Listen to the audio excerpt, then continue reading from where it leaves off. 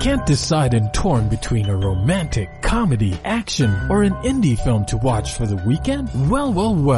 Golden State Media Concepts Movie Podcast is your ultimate guide to the latest movies. Join us as we dissect the latest on the blockbusters. It's the Golden State Media Concepts Movie Podcast.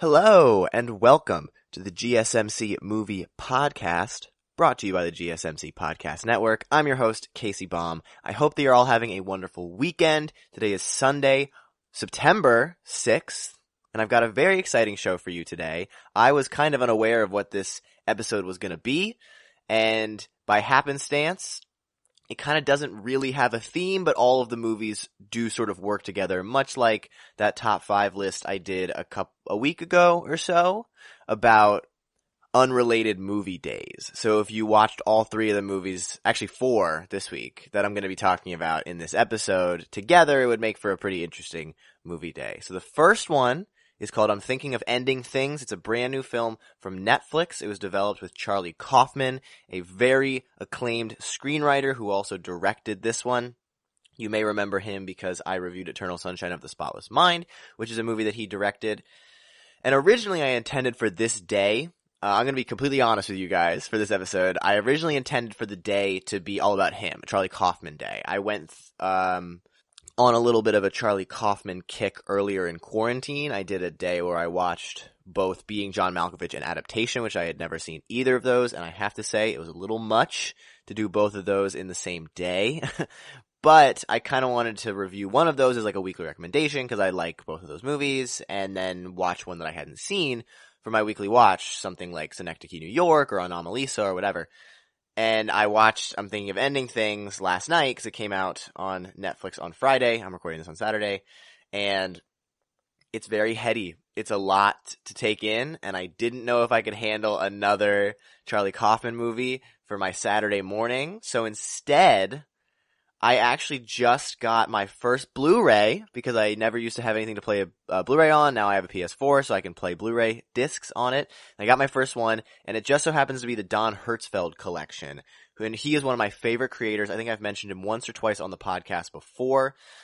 So the collection has most of his short films, because he's mainly a short film director, but it also has his feature film called It's Such a Beautiful Day. So that's my weekly watch. I had seen it before when it was on Netflix a couple years back, but I hadn't seen it in a long time. Wanted to revisit it because I didn't remember liking it all that much, and I do really like Don Hertzfeldt, so that's my weekly watch. Super excited to talk about that. And then my weekly recommendation, for the first time, I'm going to be reviewing a short film, and I'm actually going to be reviewing 2 short films, mainly just the first one, but both I think kind of go hand in hand in a lot of ways.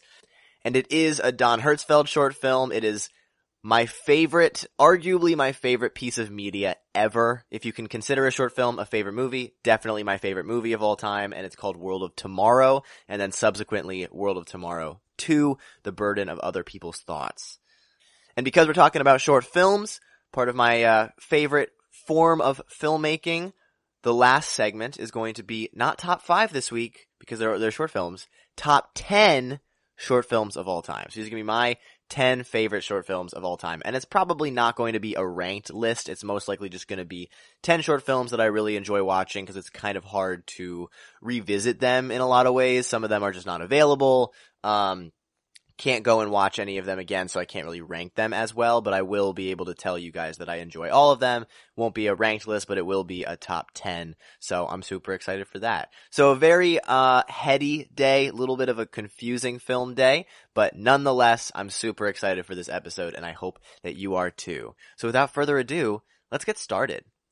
Alright, so I'm Thinking of Ending Things is a brand new film on Netflix. It's a Netflix original, written and directed by Charlie Kaufman. It stars Jesse Plemons and Jesse Buckley. I honestly really don't know how to describe this film. It's very difficult to create just a simple summary logline. The best that I can do is that it follows a young woman as she travels to her boyfriend's parents' house. It's a relatively new boyfriend. Their parents' house is a secluded farmhouse in the middle of Oklahoma, and she discovers things about her own past and about her boyfriend that she never would have expected. So there's really a lot to unpack about this movie. I was really excited. I knew that this had been kind of in adaptation for a long time. It's been developed for Netflix for a couple years now. So it was always going to be a Netflix movie, which is definitely an interesting choice. And in my own experience, my own sort of watch history, from what I've been able to see, Netflix is much better at television shows. I've really enjoyed almost every television show that Netflix has put out. I watch a lot of their series. But as far as Netflix original movies, it's taken them a long time to even get some good ones. And even now that they have some good ones, they're pretty inconsistent. It's pretty difficult to figure out when there's going to be a really good one. But I was kind of thinking if anybody's able to break the form that Netflix has been doing, add some consistency, add some originality, it would be Charlie Kaufman. He famously did a movie called Adaptation. That's an adaptation of a book. And the adaptation of the book is about adaptations of books. It's not really about the book. It's very crazy. It's very meta. And so he's kind of the screenwriter to do it. I really love him. He wrote one of my favorite movies, Eternal Sunshine of the Spotless Mind. I also really enjoy being John Malkovich and Adaptation. So I was really curious what this one was going to be like going in. I didn't watch any of the trailers. I knew nothing about it. And I have to say that I did really enjoy it. Did I like it though? I'm not 100% sure. Now, I know that might be kind of confusing, but I have to say that throughout it, I was very intrigued. A lot of the moments I enjoyed. I think it's extremely well done, but by the end, I wasn't really sure if it got me. Maybe the end was a little bit disappointing or underwhelming. There were some specific routes that I thought the movie was going to go in that it didn't. It ended up being a movie about a lot of different things than it sets itself up as in the beginning, which may ultimately be a discredit to the movie because I think everything that the movie is trying to say is set up in the beginning, but on a first watch where you don't know what it's about, or I have to assume even if you do kind of know what it's about, the beginning of the movie feels like a different type of movie than it ends up being about, especially like the themes and the characters that it's following and ultimately whose story it really is a little bit misleading, but I also do feel like that is somewhat intentional, so I'm not saying that necessarily as a knock, but it did make the viewing experience a little bit underwhelming by the end of the movie. That being said, I have to say, I think that I would really enjoy this on a second watch. It might end up being a little bit slower, a little bit more boring on a second watch because I know a lot of the slower moments. There might have been some moments that should have gotten trimmed down ultimately, but I do think that I would like it a lot on a second watch because I ultimately know what it's supposed to be about or what it's trying to say, and a lot of those little nuances that I didn't pick up on the first run, I might be able to pick up on the second one because this movie is smart as hell. The screenplay is extremely well written, and you have to expect that with Charlie Kaufman. This is one of those movies that a lot of the criticism I give for certain screenplays for movies is that it should have gone through a couple more drafts. Maybe there are some nuances that it didn't catch, or some moments that could have been called back to really nicely. And this script is just so tight. You can tell it went through just the right number of drafts. Maybe it even went too far. It could have gone with one less draft, potentially. But realistically, every small moment in the beginning that you don't think has a major impact on the story comes back pretty largely at the end. So everything is called back to really nicely. Everything in it is really unique and really original. That's another thing you can expect with Charlie Kaufman. It kind of sets itself up as a much more straightforward story in the beginning, and then by the last 20-30 minutes, it's completely experimental, throws all of that sort of linear narrative out the window, and you really have to guess what's going on. I have to say I wasn't quite sure what the message or what the ultimate reason for this movie being made was by the end of my experience, by the end of watching it, but I can say now pretty well that I know what it's trying to say somewhat. it's been 24 hours. I can't necessarily say that I know everything, but I do know somewhat of the themes that it's trying to approach. And I think that they are some pretty important themes, and they work really well in juxtaposition with each other. I also do really like that this is a movie that doesn't play all of its cards at once. It has a lot of different things that it's trying to do, and a lot of different unconventional tactics of how to go about that. And throughout the first probably hour and a half, there are multiple moments where you're kind of like, huh? What was that? That seems weird. That kind of are a little bit jarring for the audience. And even, I would say there's one in particular that I really like. Oh, I meant to say this at the beginning. Okay, I'll say this right now. If you don't want any spoilers going into this movie, if you want to know nothing about it, I would recommend not listening to this section of the episode. I would move on to the next one, not listen to this review, only because there are so many small, intricate things that enhance the movie. So if you want to know nothing, I would skip this, go watch it, come back to it later. But if you don't really care about some minor different things, go ahead and listen to this. I'm not going to spoil anything super major, but there are some minor things that definitely caught me by surprise or made me enjoy things a little bit more, and I'm going to be saying a few of those things, but no major story spoilers. So if you're not worried about that, keep listening. Otherwise, I would recommend watching it and coming back later. So this is one of those things. One of the things is that the main character is really never given a name. So I didn't realize this until I put on subtitles about 20 minutes into the movie, because they don't really say her name kind of in the beginning, and then every time that her name comes up in the subtitles as to who's speaking, it just says young woman, and you kind of get at a certain point their name's Lucy, and I'm like, okay, so why aren't they saying Lucy on the subtitles? That seems kind of strange. And then when they get to the house, they say a different name for her. And then I think it took me probably 2 or 3 names for me to catch on that that's what they were doing. And I was like, oh, okay, so they're doing different names. This might be a different person. It might be a personification of something. So that was definitely kind of an original way of going about things that I really enjoyed. Also, my other kind of favorite screenplay moment is that there's a joke in this movie that I laughed out loud. I thought it was so funny. It's such a good like film joke if you're a big film fan. There's sort of this scene that's a movie inside a movie, and it's a very cheesy rom-com-esque, super not inappropriate in the sexual sense, but inappropriate in the sense of like social contract. Like if you did this in real life, it'd be completely inappropriate and hurt your chances with somebody. But in the context of a rom-com, it works pretty well. It's very romantic, quote unquote. And then at the very end, that little scene is the end of the movie. It ends, and then it says directed by Robert Zemeckis, which I thought was so funny. I honestly wouldn't even be surprised if that little bit was actually directed by Robert Zemeckis.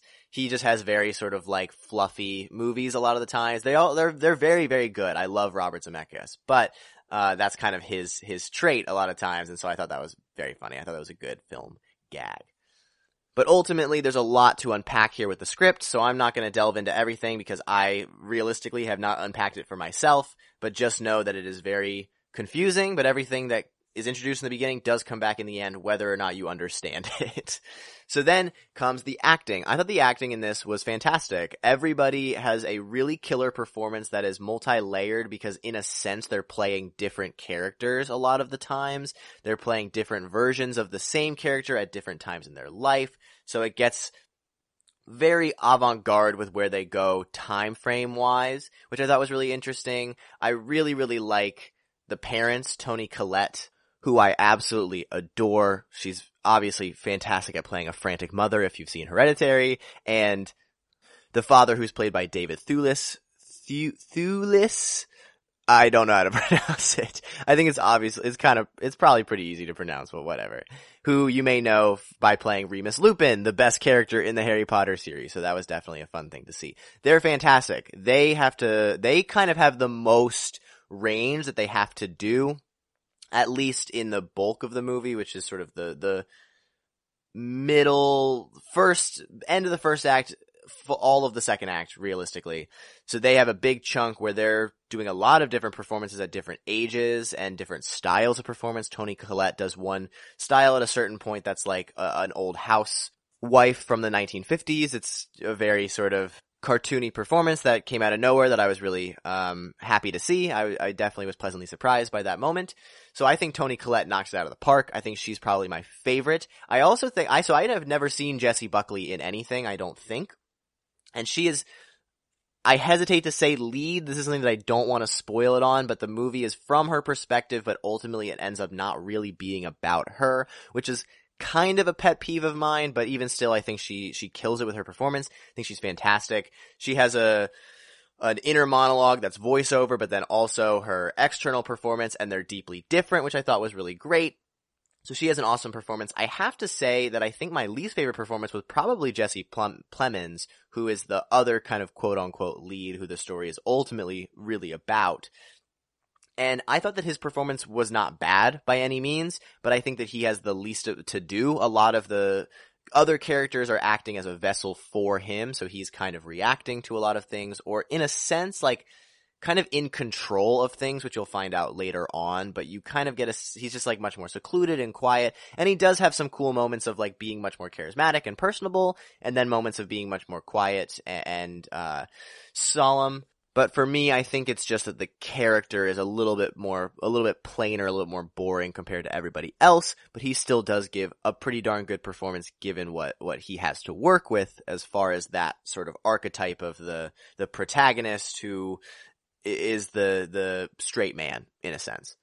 As far as the production design goes, there are a lot of specific props that match different things that have been either mentioned earlier in the movie or get called back to later on in the movie, that are super small that you might not notice. I noticed like a few of them. She looks at a bookshelf at one point and you can kind of see specific things that are related to the rest of the movie. So I have to imagine that there's a lot more of those that I didn't pick up on all of them. So a lot of care was taken into that.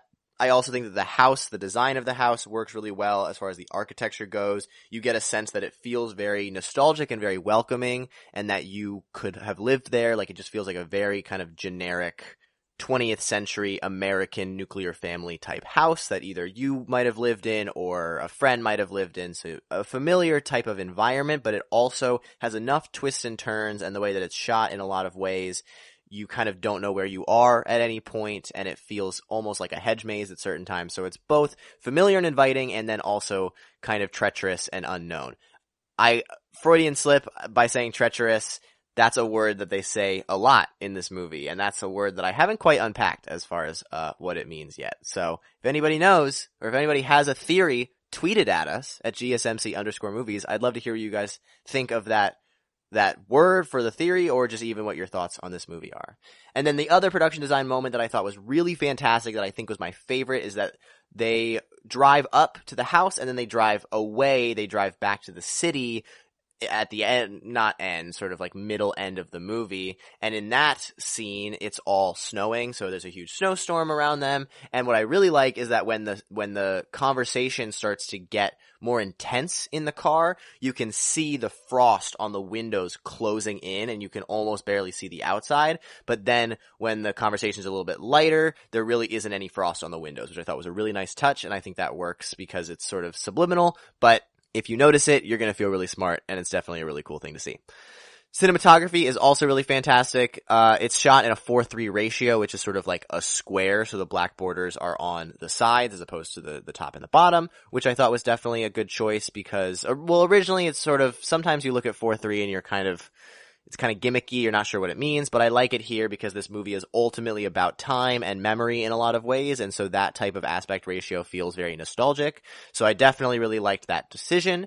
There's also some really interesting choices of what they show, particularly towards the end. There's some moments with like time lapse, there's some animation in it, which the animation I thought was great. It's very sort of 50s, old Disney kind of cartoons, so I really liked that. Everything is kind of desaturated too, which gives it the sense of sort of this deeper inner sadness. And in one scene, our main character, the young woman, Jessie Buckley, says that she's a painter and she likes to paint landscapes because there's sort of an internal sadness or an external sadness of just the landscape. And so I think that's what they're trying to convey with the desaturated shots of the house and a lot of the other exteriors throughout it.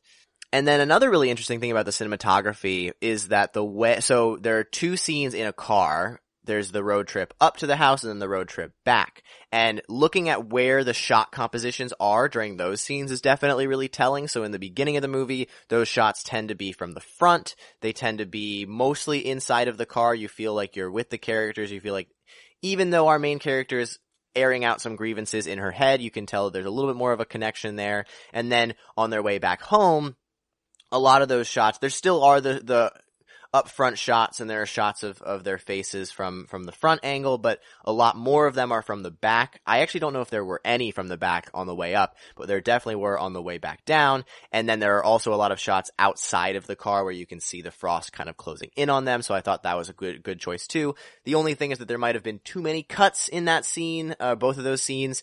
It ultimately is just a conversation, and there are a ton of cuts there, so sometimes it can get a little bit distracting, and maybe it could have even been shortened a little bit, but that's just kind of a personal preference. As far as the editing goes, like I said, maybe some of those cuts could have been gone away with. I also think that some scenes might drag on a little bit. I actually don't think that was the case, like, in my first watch, that I really felt like that. I was really engaged with the story and the acting, but I do think on a second watch it might get a little bit slower, and there are some things that maybe aren't necessary. I do think that they enhance the script, but if they were taken away, I don't think they'd take anything away from the story. The editing too gets increasingly more chaotic as the story goes on, so that implementation of animation and time-lapse tends to happen towards the end of the movie, so that is a good kind of descent into madness as far as not having that happen in the beginning. I also think that the voiceover works really well here, so that kind of goes with editing, it kind of goes with sound, but I really like it. Sometimes voiceovers can feel cheap, but I do like how it adds some specificity to some of the characters, adds some nuances to their performance that they're showing, so I like a lot of that. And it's integrated really nicely with the rest of the sound design.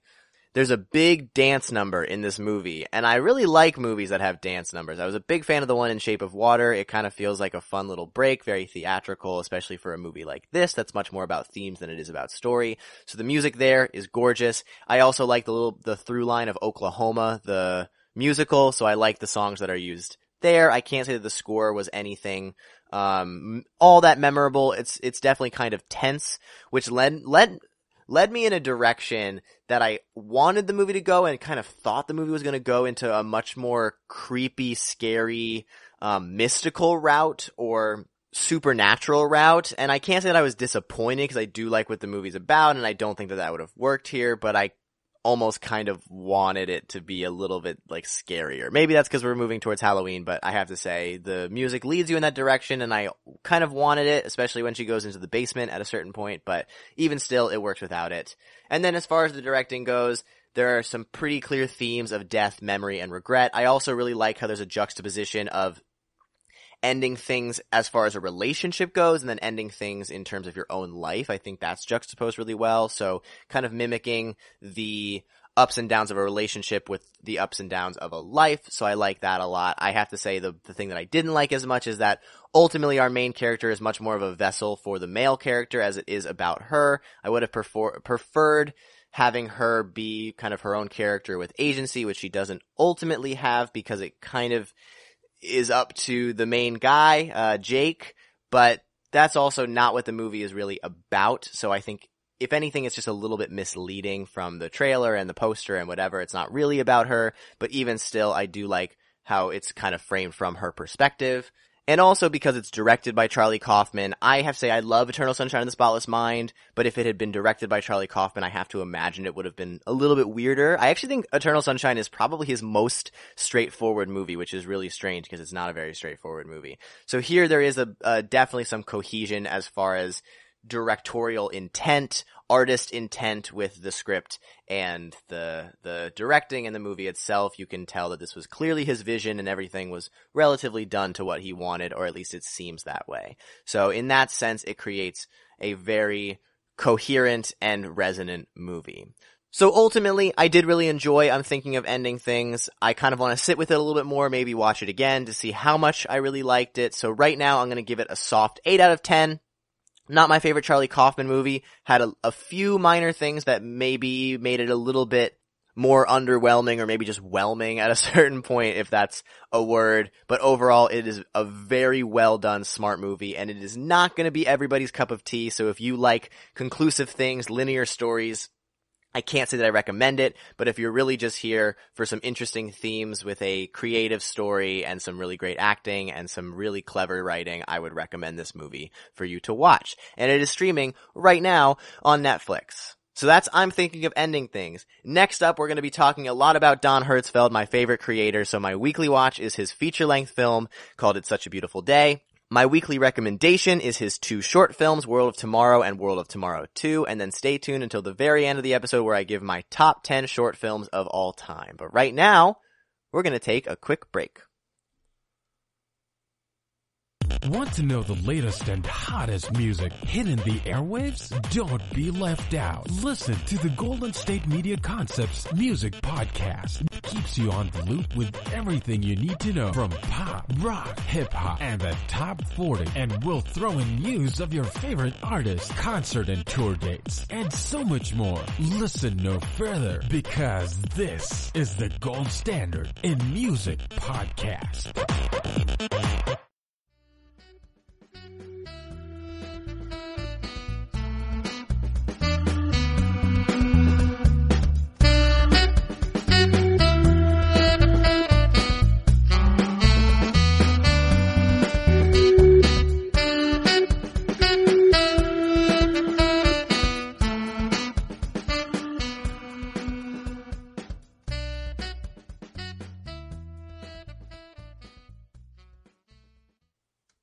Welcome back to the GSMC Movie Podcast. I'm your host, Casey Baum. If you're just tuning in or skipping around a little bit, I have just given my review of I'm Thinking of Ending Things. Right now I'm going into my weekly watch, It's Such a Beautiful Day, and then I'll be doing my weekly recommendation, which is World of Tomorrow 1 and 2. And stay tuned until the very end of the episode where I talk about my top 10 short films of all time.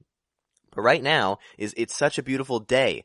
This is an hour-long animated film from creator, animator Don Hertzfeldt, one of my favorite creators, if not my favorite creator just ever as far as film goes. I just got this one on Blu-ray. It was on Netflix a while ago, and then it got taken off, and it kind of isn't really anywhere since then, so I was very happy to be able to watch it in this way. If you find some way to watch it, please let us know. I'm not really sure. I also recommend spending that $30 for the Don Hertzfeldt collection. It's on his website. It's this movie, it's World of Tomorrow, it's a bunch of his short films. I'm just a big fan of him. It's always great to support independent creators, and so I would recommend doing that if you're curious after this review. But otherwise, I can explain the movie to you, tell you my thoughts, because this is a very strange movie, and it is definitely not going to be everybody's cup of tea. I watched this one, I think when I was probably about 16, and I have to say I did not like it that much, or at least I didn't know whether I liked it. It was really, really weird. I was not expecting what it was. I was unfamiliar with Don Hertzfeldt at the time. So this is another movie that is very hard to explain because it's really not an ongoing narrative. It's kind of just a bunch of little snippets, a lot of excerpts of somebody's life. It basically follows a guy named Bill who kind of narrates everything that goes on in his life, every kind of awkward interaction, things that he's thinking through the voice of a narrator, and he goes through some sort of mental break at a certain point in the episode. It's not really explained whether it's some sort of manic episode or schizophrenic episode, but it definitely has something to do with that. And after that, it kind of goes into his family history, some of his own background, and then ultimately his mental deterioration post this episode. So by no means is it an easy film to watch. It's also not an easy film to understand.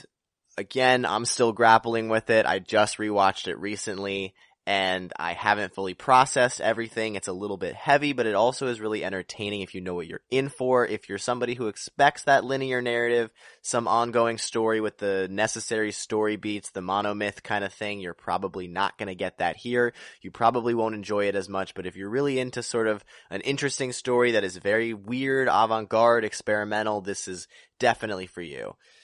I'd say it's much more of an experience than it is an actual cohesive film. It's actually a couple different Don Hertzfeldt short films that he released throughout the late 2000s, 2010s, and then compiled into a feature film.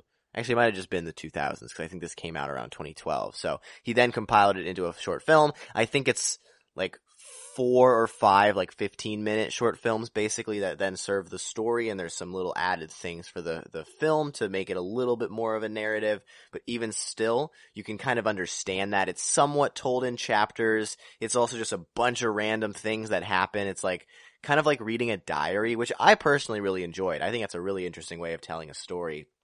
just little snippets of somebody's life told through this narrator.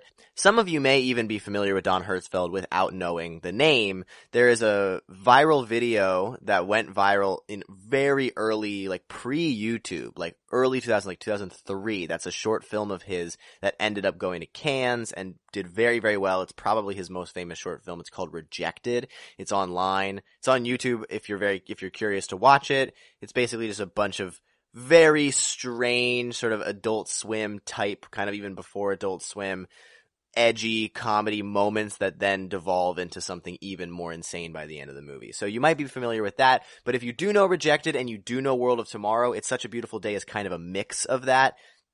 It has the overall themes and ideas of human nature and pretty honestly profound ideas of World of Tomorrow and a very similar style to World of Tomorrow, and then sort of the edgy, strange, over-the-top absurdity of Rejected. And it works really well combining those two because they're just so very distinctly his style, and it just ends up working here. Don Hertzfeldt also really only works by himself. So he animates everything. In this one, he narrates everything. He had a different editor, but he pretty much does all of the work on his own. So it is the clear vision of one director. I don't always like that. Sometimes you want some extra input, but you can tell that this guy really has an idea of what he wants to say. It's really nuanced. It's really interesting. And ultimately, it's just a very creative, unique voice that I absolutely adore. So getting into some more of the specifics, as far as the screenplays goes, it's so specific, which then creates this universality. It's kind of a common ideology that the more specific you go for a piece of media, the more universal it's going to be. Because if you try and make it universal, it's ultimately going to be vague and no one's going to relate to it. But if you make it really specific, people are going to find the things that they can relate into it. And here, it's so specific. It might even get to the point where people find it a little bit over the top or a little bit much at times. But every little thing is just so fascinating to look at. The characters are so interesting. And so I really like how specific he decides to go. It's also extremely absurd. So that specificity sometimes a little over the top and unnatural, but it works here because of the fact that it's animated and it's not supposed to be naturalistic, and there's a lot of really strange things that go on that aren't really normal. And so the absurdity is laugh out loud funny at times. I found myself actually like howling at certain moments that was completely unexpected. He really has a great grasp of unexpected is kind of what creates good comedy, and so it's so crazy and so out there that you couldn't help but laugh, even if it is ultimately somewhat tragic. It's kind of a tragic movie, too. It's a deeply, deeply sad movie, but it has all of these moments of levity that add some optimism and positivity even into a character and a world that is steeped with sort of this existential dread, because this could be called Existential Dread, the movie. And it's really all about mental illness in a way. And I do like how the mental illness is not described as to what it is. They say that Bill gets a diagnosis. You're not really sure what the diagnosis is, but it results in a pretty severe case for whatever it is, as he begins to see visions and lose his memory to the point where it could even become terminal. But not adding what the mental illness is adds for some ability for anybody to relate to the things that he's going on with, adds for some of those more profound moments. And then it's also not really a movie about trying to add any sort of exposure or education to some sort of mental illness, because I don't think that it would be good at that. It doesn't glorify it in any way, but it does have sort of all these kind of crazy moments that might seem a little bit inappropriate if it was trying to talk about one specific mental illness, but in a way it still kind of talks about all of it in a sense, and how people respond to it, whether they have it or people who are responding to other people that have it and react to it. So in that sense, it creates for a really great reflection of human nature surrounding it. The movie itself also has this way of doing a story without story. So the whole movie doesn't really have a story. It's just a bunch of vignettes. Ultimately, there is somewhat of a linear narrative, but it doesn't stick to that. Sometimes it goes back in time, but everything is still said in present tense. And then there's also, by the end of the movie, there's sort of this moment where it goes really kind of far into the distant future. But what is a story if not trying to have something to say and not having specific themes. And this very much does that by not really having a story, but you're still able to gather somewhat of the world that it's trying to build. So in a way, it's a story without story, which I thought was really, really fascinating. There isn't really a lot of acting here that I can talk about, so Don Hertzfeldt is the one that does the narration, and it's much more of a narration. Bill never talks. They say what Bill says sometimes, but it's not said in any sort of other inflection other than the actual narrator. It's said kind of in line with the narrator as if you were reading a book, which ends up creating this really surreal sense, this kind of experimental world that's much more of a mirror than it is supposed to really kind of exemplify what it is to be a human. And if we're talking about the acting of the narration, it's really monotone, except for in specific moments where it doesn't have to be. And I think Don Hertzfeldt's voice kind of has this softer, much more empathetic way of speaking, but it's also very assertive at specific moments, and so it works extremely well for this movie in particular. It feels like both the voice of Bill and the voice of God. You kind of can't separate this performance from the entire movie. It seeps throughout the entire thing. So it's really important to the rest of the story, and it serves itself really well. There's also a moment that additional voices are added that was really nice. It was a great surprise because it's at a specific moment where you're supposed to feel like these voices might be foreign, and because they haven't been in this entire movie, implementing them here I think works really well.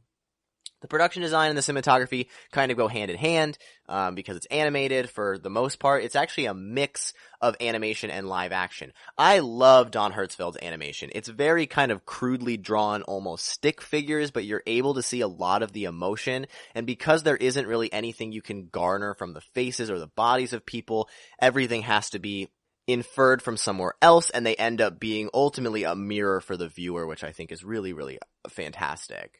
The live action here is great too because you're getting a sense of the fact that Bill isn't really all there a lot of the time, and so he exists in live action sometimes. Sometimes it's just a side-by-side frame, but it really adds some sort of depth to the actual image. It adds a lot to whatever is being spoken at that time. I like how actually all of the backgrounds, realistically speaking, are live action. Everything that's nature is live action, which I just think is really beautiful, and it's all about kind of finding the simple joys and how we exist in this world, and so getting to see that in live action paired with the crudely drawn stick figures I think is really gorgeous. And then all of the nature live action frames have so much light caked onto them. It's like very angelic, which kind of adds this holy, godly aspect to it, this sort of ethereal kind of look to it, which with what the movie is about and what Bill is talking about a lot of the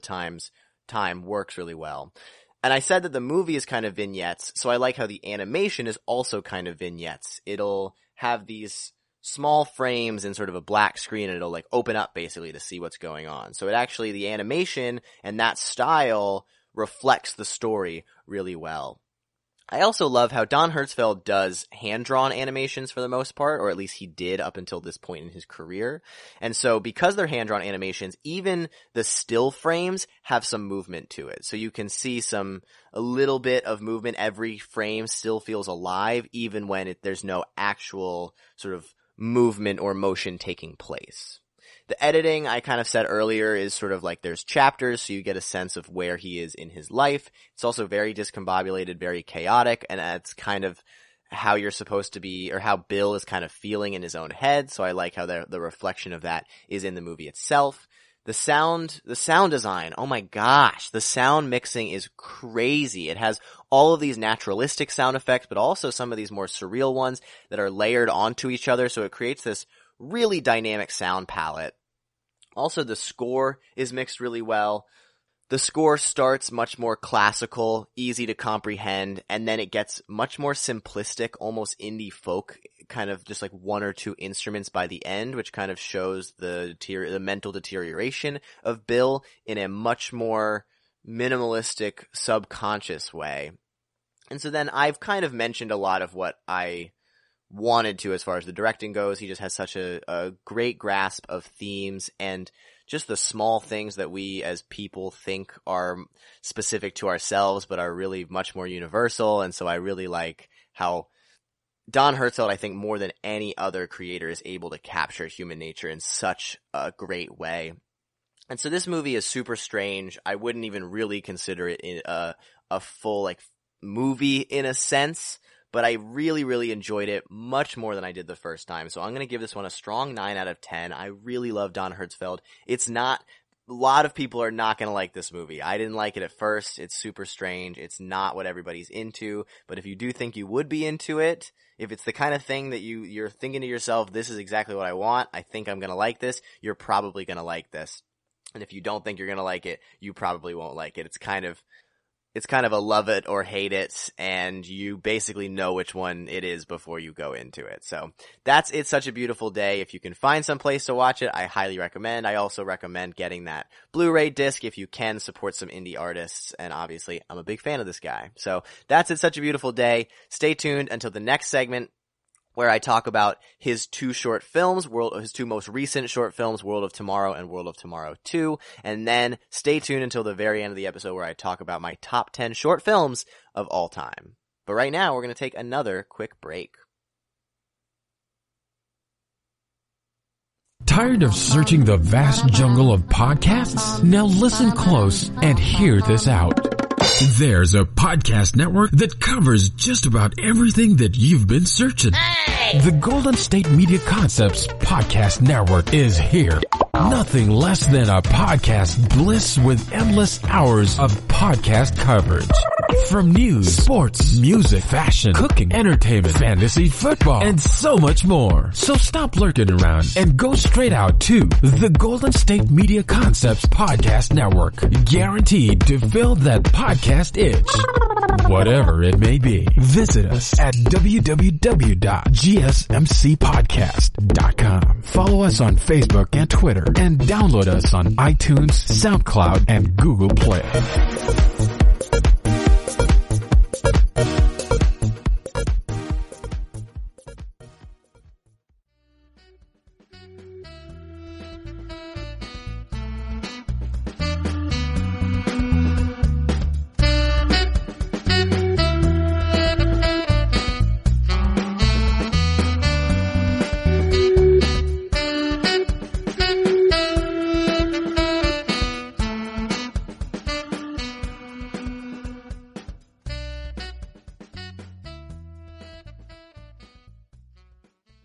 Welcome back to the GSMC Movie Podcast. I'm your host, Casey Baum. If you're just tuning in or skipping around a little bit, I have just given my reviews of I'm Thinking of Ending Things and It's Such a Beautiful Day. Now I'll be talking about my weekly recommendation, which is World of Tomorrow 1 and 2. And finally, stay tuned until the very end where I talk about my top 10 short films of all time. But right now is two other short films called World of Tomorrow and World of Tomorrow 2, The Burden of Other People's Thoughts. I'm mainly going to be talking about World of Tomorrow, but I do think that a lot of what I say of World of Tomorrow kind of is the same thing for World of Tomorrow 2, just a little bit of a different story. I think both of them are almost equally as good. I have to say I like the first one just a little bit better, but I do think it's just because it's the first one. I think it has a little bit more to say. But World of Tomorrow 2 is almost just as good, very, very, very close. And watching them back to back, they work pretty well as like one movie in itself.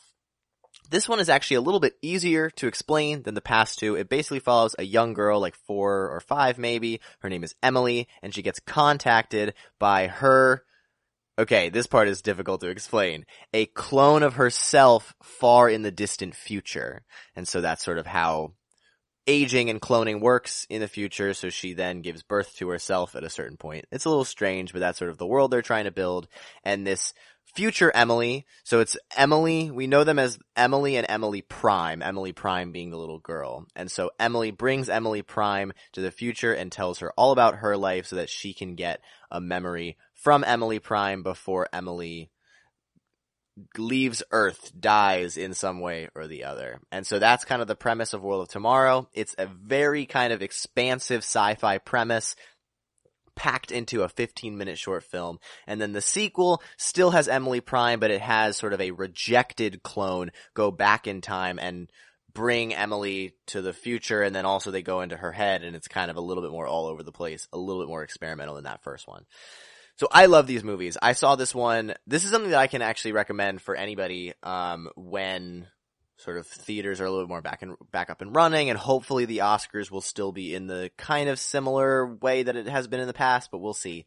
Every year, the Academy puts out a short film package that they'll send to certain theaters, usually sort of independently run theaters or smaller theaters that play much more Academy type movies. They'll send out these sets of all 5 short films nominated, and then a couple ones that weren't nominated that might have been sort of honorable mentions in a sense. And there's the animated ones, the live action ones, and the documentary ones. Me and my dad and a few of my friends have been going for the past couple years. I think it's super fun to see some really original content from creators who wouldn't get that spotlight otherwise. And so World of Tomorrow was actually one that I saw when it got nominated back in 2016. And so it was in that. I saw it in theaters. It blew me away, and now it's my favorite thing ever. If I were to ever commit to a tattoo, it would be World of Tomorrow. I just think that the animation is beautiful, what the story's trying to tell is beautiful, and it really, really resonated with me. So let's start with the screenplay. Let's talk about the movie. I kept reiterating just a second ago, it's super, super original. It's really quick. It's well paced. It's 15 minutes, but you kind of feel like it goes by kind of too quickly, but you also feel like you've been in this world for a super long time. Like you're really familiar with the future that Don Hertzfeldt has created because the world building is so strong. So it feels like it's too quick. It feels like you want more of it. Like it doesn't overstay its welcome in any way, but it also feels like you're so familiar. It's so well written that you've been there for so long and you understand it fully. So that's kind of the exact thing you want from a movie. You want it to feel like it's too short because you want more of it, but you also want to feel like you know it really, really well. And that's ultimately really good writing. So the world building is super expansive, but it's still really grounded and it's really character driven. It only follows 2 characters. It follows Emily and Emily Prime, and it's mostly Emily talking, doing her explanation of the world. But you really get who these characters are by their interactions with each other and their interactions with the world. So Emily Prime is this young girl who everything is new to her, everything is exciting to her. And Emily is not only like a worn down adult, but she's also a worn down adult that's gone through generations of the same memories and the same experiences and doesn't really have like the same mental capacity that a normal person would have because she's gone through this cloning process.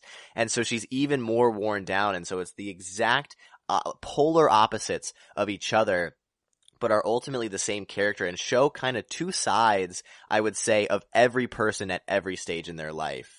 I mean, I guess not when you're younger. You may not have that sort of like worn down, maybe more pessimistic side. But I think everybody has these 2 sides. They've got their childlike side and they've got their maybe, I hesitate to say this, but maybe more realistic side that's a little bit more downtrodden, a little bit more pessimistic. But you want to have them both kind of in balance. And that's ultimately what this movie is trying to say from a character perspective. And then from the world perspective, the whole movie is really all exposition. But it works because it's not trying to tell a story within the world. The world is the story. And because the characters are reacting to it, we can only understand who the characters are based on their reactions. We have to understand the world. And so the exposition doesn't feel like it's exposition because it just is the movie. It's explaining everything. And it's explaining it to a child. So that's a very perfect audience vessel to figure out what's going on. I also think it's absolutely insane that in this 15-minute movie, there's like 5 or 6 super high concept sci-fi ideas that could have been made into 2-hour feature films that just get mentioned to have the idea of what the future is. And actually, it's probably more like at least 10 ideas. There's the idea of a clone that didn't get the right mind transplanted into it, so it's just a body that then gets put up as an art exhibit to see aging in real time. There's one where Emily opens up an art exhibit of anonymous memories, which, first of all, crazy. That's awesome. That's so cool. So I love all the ideas that are expressed in here, and it really just enhances everything, and it's just, you can think about it for hours because it's just hinted at, and you get to fill in the gaps of what that actually means and what sort of the messages behind it are. So then we go into the acting. There's really only two characters. So this is I think this might be the first movie that Don Hertzfeldt has not acted in that is his own. So it's two actors. One of them is his niece, Winona May, who plays Emily, and then an animator friend of his who had never acted before named Julia Pott plays Emily. The first one was Emily Prime. His niece plays Emily Prime, and then Julia Pott plays Emily. So there's really only these two characters, and basically the process around getting young Emily Prime, was Don Hertzfeldt visited his family in Scotland. That's where they live. I've done a lot of research on this movie, you can probably tell, because I've been sitting with it for 4 years and I'm obsessed with it. So he went to visit his family and he basically recorded his niece during all of just them playing around and created some of the story around what she had said. So she's not acting, she's just being a kid. It's all of kind of the childlike wonder that she has, all of the enjoyment that she has, and that then is fed into the movie, so it works in a really natural way. And then Julia Pott is giving a performance that is both sort of robotic, like it's supposed to be kind of this plain, archetypical, it has a little bit of a voice filter on it, so it feels like it's very kind of electronic, but it's also not inaccessible. A lot of robot voices can be like, you don't feel any empathy or you don't get any sense of emotion there. But for this performance, you still get that sense of like deep sadness and loneliness that kind of comes across in a lot of what she says. So it's both an empathetic and very wooden performance, which I think is really miraculous for somebody who's never acted before. And it just, both of those juxtaposed with one another creates a really fantastic back and forth rapport in every scene. Then we move on to production design / cinematography. The visuals are extremely unique. So this is the first movie that Don Hertzfeldt had used for digital. So it's all digitally made and there's a lot of sort of strange looking digital backgrounds, but they're very, very colorful. I think they're in a sense supposed to look like a children's book. They're very flat and colorful. So it kind of mimics that because it's seen through the eyes of a child.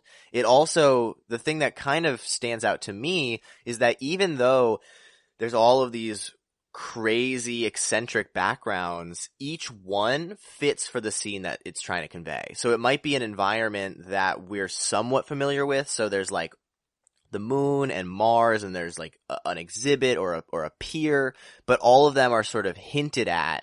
So you get this sort of strange looking background that you can kind of infer what it actually is. So there's still a rhyme and reason. There's still a reason behind each background, even though it is sort of this over the top look of it.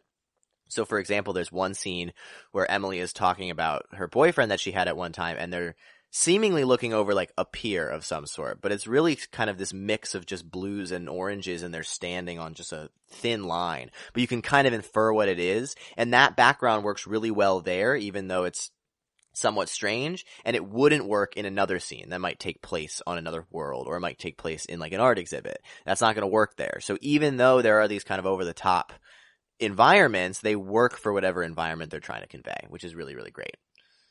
Don Hertzfeldt really likes to do things in chapters, so the editing is kind of like that too. There are moments where the screen will go black and there's no sound, so it's like, all right, cool, we're moving on to the next chapter. It kind of serves a way to create these sort of 3-act structure, kind of. It is definitely more structured than a lot of his other movies are, but we get that sense of chapters, that sense of closure for each section of the story by that break, which I think is really nice. Gives us some time to breathe.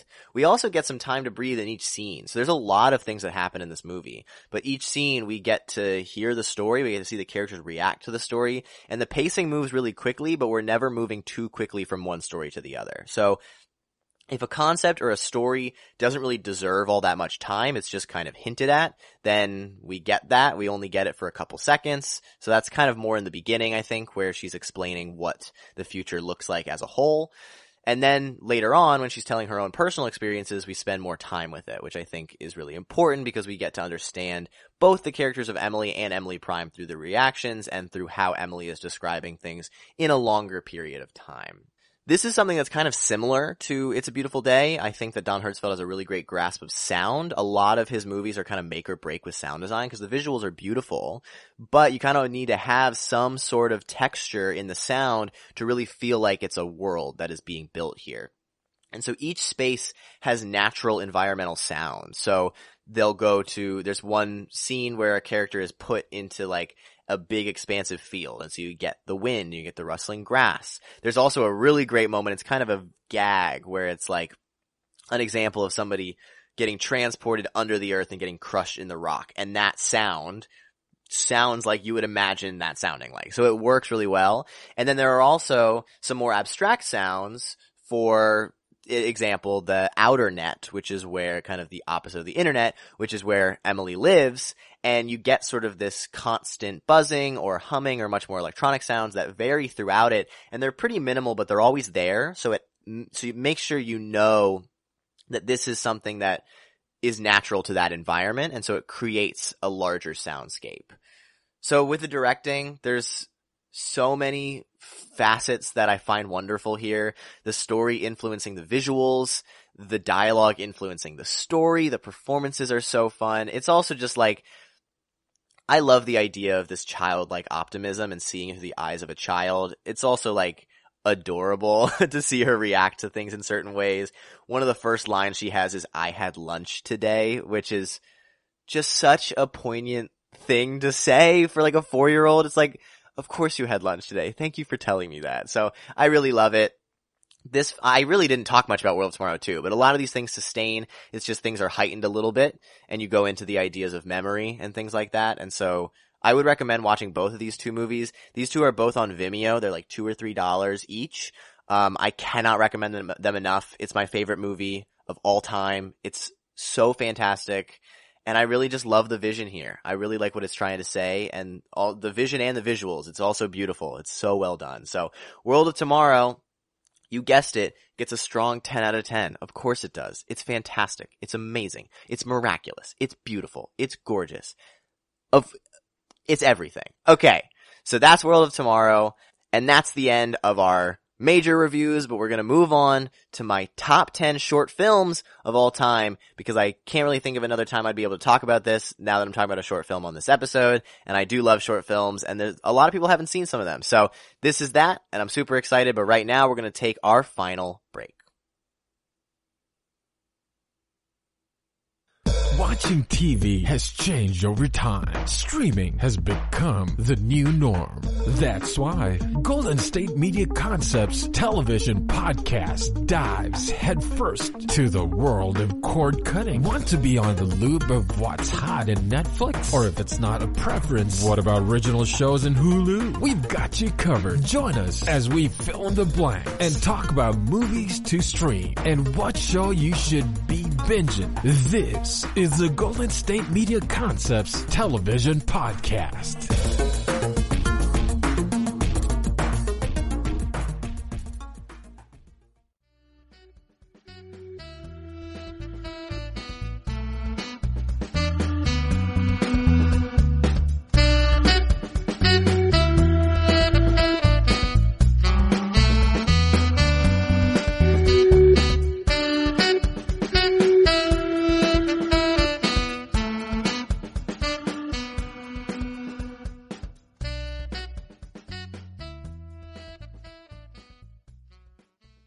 Welcome back to the GSMC Movie Podcast. I'm your host, Casey Baum. If you're just tuning in or skipping around a little bit, I have given my reviews of I'm Thinking of Ending Things, It's Such a Beautiful Day, and World of Tomorrow. And since we just talked about a short film, thought it would be a great time to talk about some others. So I'm going to give you guys my top 10 short films of all time. This is obviously a pretty non-extensive list. I have not seen like every short film ever. These are just the ones that I've been given the chance to see, and I want to give you guys the opportunity to go check them out. I think they're really great. It's also not kind of a ranked list. These are just some of the movies that are much more memorable to me. Ones that I really enjoyed, whether I watched them in film school, I saw them in that Oscar packet or whatnot, kind of in any way. These are just the ones that I really enjoy and really stuck with me, because some of them are kind of hard to go back to. I can't really rewatch them. So these are just the ones that really resonated with me and I can recommend to you guys, at least for your enjoyment. So first up is technically an advertisement, which I hesitate to put in here. Don't really want to do that, but I really love this. It is considered a short film. It's directed by Spike Jonze. It's called Welcome Home. It's an ad for Apple. I think it's like a pod home. Is that even a thing? I don't even if does it exist anymore? It's just something that I guess all your devices go on. So the whole point is that it's not really about that. It's kind of a glorified music video. Spike Jonze has done music videos in the past. But it stars FKA Twigs, who is a singer and a dancer, and it has an Anderson .Paak song playing in the background. But the reason that I put it on here is because the visuals are gorgeous. They built this entire apartment set that moves around with FKA Twigs, who's the dancer. And so it looks like things are extending, and she's extending the house. And when I first watched it, I was like, oh cool, those are some really great visuals. But apparently it was all practical. It's an actual set that's moving along. They had to capture it at the right time, which is amazing. So I really think this one is great. I'll also put a little bit of a backslash here, add something else, because this one is kind of an advertisement, kind of a music video, kind of a commercial. So if that one doesn't count, I'm going to put Spike Jonze's one of his first short films called How They Get There. It's a 3-minute short film. I think it's a student film, if I'm not mistaken, but it's really creative. It has a really fun twist ending, which is one of the kind of telltale signs of a fun short film. So I really like that one, and I can recommend it kind of in tandem with Welcome Home, because they're both done by Spike Jonze, who's one of my favorite directors, and so that is number 10. Number 9 is a movie that I have not been able to go back to because it was in the Oscar packet that I saw. I think it was in the same one as World of Tomorrow. I also don't think it was even nominated. I think it was in the honorable mentions, but it's called The Loneliest Stoplight. It basically details this stoplight that's in the middle of kind of this rural road, and it kind of shows it in different stages of its own life in the context of America and the people that are surrounding it. And people no longer going to it anymore. It's narrated by Patton Oswalt, which is kind of really fun. It's directed by Bill Plimpton. And so I just think this one is really great. I've not been able to find it anywhere. It's probably on Vimeo to pay for it. I just haven't been able to go back to it. It's one that I just wanted to recommend because I don't think many people have heard of it. It wasn't nominated, so it kind of got lost in the shuffle. But as far as that year, other than World of Tomorrow, was the one that really stuck with me, that I really remembered. So I love this one. Number 8, I'm going to put another Don Hertzfeldt film, even though I've been talking about it this entire time. I'm going to put the one that got him really famous. It's called Rejected. It basically is an example. I think it's probably one of the reasons humor is what it is these days. It's very similar to what kind of memes are, what Adult Swim humor is, and Adult Swim kind of pioneered this other sort of avant-garde style of comedy that has trickled its way into almost everything else, particularly internet culture. And so I think this is kind of the beginning of it all, or at least one of the examples of the beginning of it all. And so I think watching it just for that context, it has a really kind of creative ending. It's very quotable, so I think Rejected is super iconic and deserves to be on this list, which is why it's number 8. Number 7 is called Lights Out. You may recognize this one because there is a feature film version of the same name that is an offshoot of the short film, but the short film got kind of viral in a sense on YouTube and Vimeo. It's by David F. Sandberg and his wife, Lotta Loston, and it basically is a small vignette of a woman going to sleep, and every time she turns the light out, there's a silhouette of somebody. And when she turns it back on, it's not there. So it's very creepy. It's very scary. My friend told me to, she texted me and she was like, watch this short film right now. And I was home alone and I watched it and it scared the crap out of me. And I was lost my mind. I actually haven't seen, the live action one. I've heard the live action one isn't bad, but this one was never, as far as I'm aware, never intended to be a proof of concept. A proof of concept is basically a short film that is showing off what the intention is for the feature version. I don't think that was the case here. I think it was just a story that a husband and wife wanted to do, and then it got picked up, and I think James Wan is the one that produced it, who is a huge name in horror, and so it ended up being a pretty big deal. But I really like the short film. It's really creative. It has a really great jump scare, so I think it's a really fantastic one, and that's why it's number 7.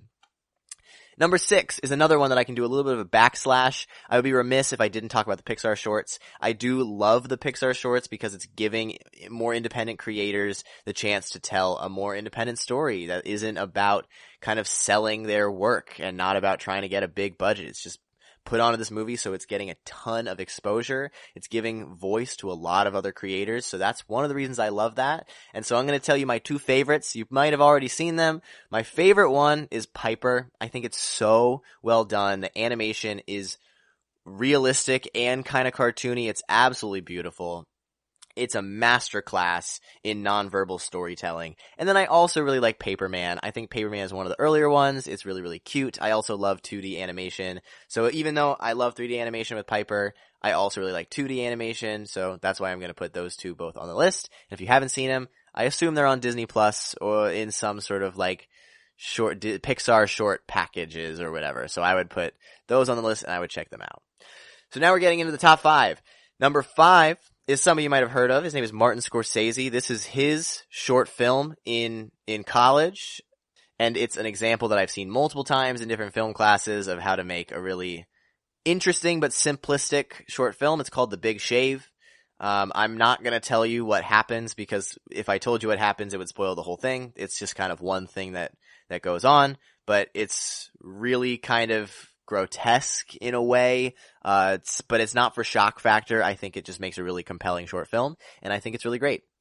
Number 4 is a proof of concept. I don't always love proof of concept films, but if they're done well, they're done well. So this one is called Monster. It's by Jennifer Kent. You may recognize her because she went on to direct The Babadook, and this is a proof of concept for The Babadook. It serves in a similar way as the horror film. I love The Babadook. I think it's a great movie. I probably like it better than the short film, ultimately, which sometimes happens with proof of concepts because it was always meant to be a feature and not a short film. So this isn't really like one scene from The Babadook. It's kind of taking the idea of what The Babadook is and compiling it into a 20-minute short, just in case, I guess, that movie never gets made. But it's a little bit more of a simplistic way of telling that story, but it has the same themes as the the feature film version. It also has the same character dynamic with the young son and the mother and the fairy tale sort of grim storybook vibes. And I also think that there's more jump scares in this one. I think there's like 2, and I think they're pretty effective in this. And I also really like the simplistic but memorable design of the monster that gets put into this movie with such a low budget. So this one obviously had a really great team attached to it. Jennifer Kent is a fantastic director, and so that's why this one is number 4. Again, these are not ranked in order. These are just the order that I've put them in, but I want to have them all on the list. So, undermining that entire statement, number 3 is a film that packs many surprises into it. It has a really interesting character dynamic, but then it also has sort of this higher concept idea at large. So this one is called Spider. It's directed by Nash Edgerton. It's a really great example of how to create a fascinating story that grips you in and then has a shocking ending, a really dark, edgy, stinger ending type thing. It's also just sort of this dark humor short film, the whole thing. So I really like this one. I don't think it's quite as famous, big as it should be. So I highly recommend this one. I believe it's on YouTube. I would check it out. It's called Spider. Number 2 is another proof of concept. But again, I think it's fantastic. And I have not, so Monster, I have seen the feature. Same with Lights Out, or Lights Out I have not. Monster I have. This one I also have not. It's called Thunder Road. It is directed, written, and stars Jim Cummings. So it is one visionary director and just a clear vision throughout the entire idea. And it's basically a police officer giving a eulogy at his mother's funeral.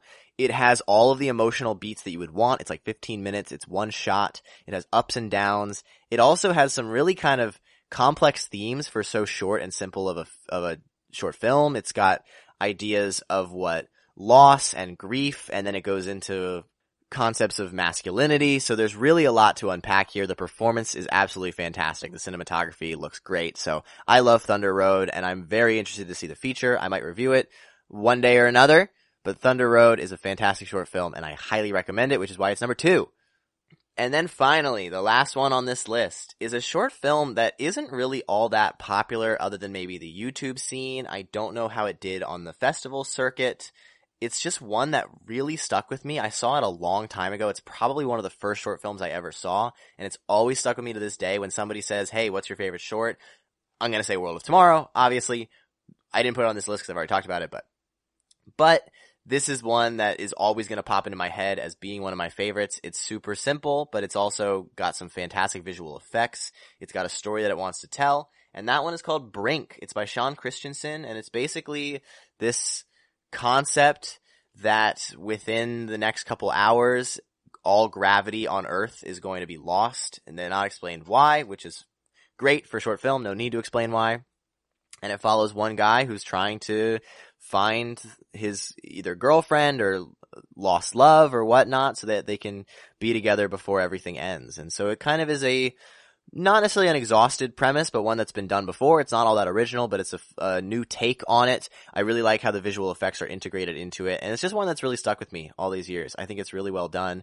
Performances are great. The idea is super cool to watch. So I'm going to recommend Brink to you. It's on YouTube, so go check that one out. And check out all of these. I think short films are a medium that not a lot of people get into, but once you're into them, they offer some of the best storytelling, some of the best visuals and performances and ideas.